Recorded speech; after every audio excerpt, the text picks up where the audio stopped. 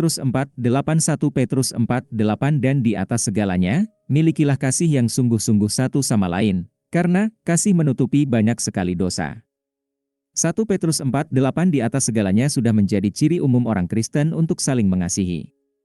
Sebenarnya, itu adalah ukuran apakah seseorang telah dilahirkan dari Allah, seperti yang dikatakan Yohanes dalam 1 Yohanes pukul 3:10, dan sebagai konsekuensinya merupakan dasar untuk jaminan keselamatan. Kita tahu bahwa kita telah berpindah dari maut ke dalam hidup, karena kita mengasihi saudara-saudara kita. 1 Yohanes pukul 3:14 Tantangannya adalah untuk menjadi dewasa lebih dari itu dan memiliki kasih yang dalam atau sungguh-sungguh satu sama lain. Paulus menulis kepada jemaat Tesalonika dengan berkata, "Semoga Tuhan membuat kamu bertumbuh dan berlimpah dalam kasih satu sama lain dan untuk semua, seperti yang kami lakukan untuk kamu." 1 Tesalonika pukul 3:12 Dan Petrus sendiri mengatakan sebelumnya dalam surat ini, "Kasihilah dia dengan sungguh-sungguh seorang terhadap yang lain dengan hati yang murni." 1 Petrus pukul 1:22 Tampaknya tidak jelas apa yang Petrus maksudkan dengan kasih menutupi banyak sekali dosa. Tetapi perhatikan bahwa ia mengutip Amsal pukul 10:12, kebencian menimbulkan perselisihan, tetapi kasih menutupi segala dosa. Dan ayat terkait dalam Amsal 17:9, siapa menutupi pelanggaran mencari cinta, tetapi siapa mengulanginya, memisahkan teman. Jadi, di sampul pertama, semua dosa dikontraskan dengan memicu perselisihan.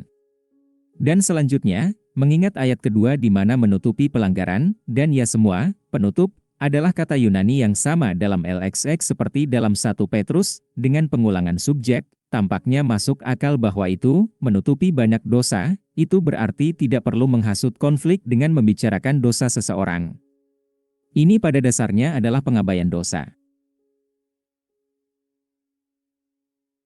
Namun, seperti yang dapat kita lihat di seluruh Injil dan surat kepada orang Kristen, bukan hanya dosa umum, tetapi dosa individu dan kelompok sering disebutkan. Tetapi tujuannya bukan untuk menimbulkan perselisihan, tetapi untuk membangun. Amsal 17:9 tampaknya kontras menutupi pelanggaran dengan gosip. Anda telah bertemu orang-orang yang berbicara tentang semua dosa yang telah dilakukan seseorang menurut pendapat mereka. Ini bukan cinta dan orang tidak ingin penggosip sebagai teman. Keramahan yang antusias 1 Petrus 4:9 tunjukkan keramahan satu sama lain tanpa menggerutu. Artinya, berbagilah dengan umat Tuhan yang membutuhkan. Amalkan keramahan. Ronabus pukul 12:13 Keramahan akan menjadi unsur penting dalam mempraktekkan kasih Kristen di tengah-tengah penganiayaan yang dihadapi banyak orang pada masa itu. Orang-orang Kristen praktis diusir dari Israel dan menjadi tunawisma harus bergantung pada banyak keramahan. Tapi kita semua menyukai tingkat privasi tertentu, jadi ada godaan untuk iri dengan permintaan itu.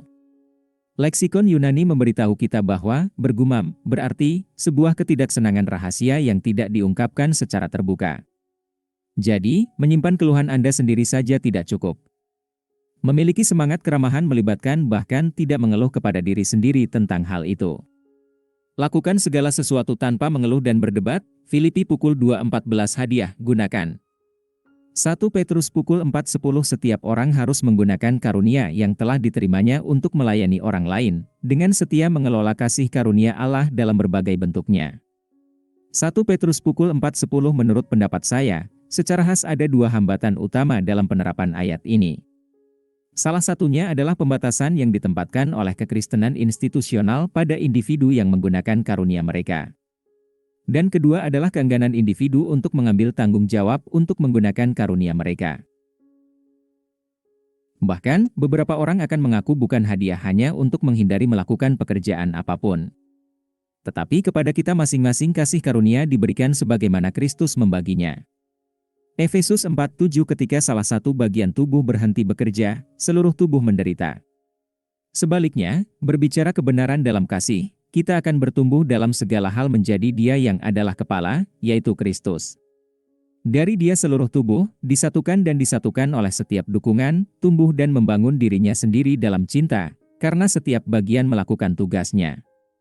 Efesus 4:15, 16 Pengakuan iman Tuhan Yesus Kristus. Saya mengakui dosa-dosa saya, dan saya bertobat dari dosa-dosa saya, dan saya mengakui Tuhan Yesus Kristus sebagai satu-satunya dan cukup juru selamat hidup saya, menulis nama saya dalam buku kehidupan.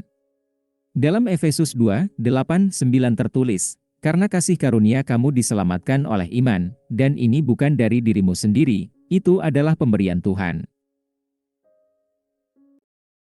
Itu tidak datang dari pekerjaan, jangan sampai ada orang yang menyombongkan diri." Efesus 2:8-9 Roma 10:9-10 yaitu, jika kamu mengaku dengan mulutmu bahwa Tuhan Yesus, dan percaya dalam hatimu, bahwa Allah telah membangkitkan dia dari antara orang mati, kamu akan diselamatkan. Karena dengan hati orang percaya kepada kebenaran, dan dengan mulut orang mengaku kepada keselamatan. Roma 10:9-10 Kisah Para Rasul pukul 4:12 Juga tidak ada keselamatan dalam yang lain, karena tidak ada nama lain di bawah langit yang diberikan di antara manusia, yang dengannya kita harus diselamatkan. Kisah pukul 4:12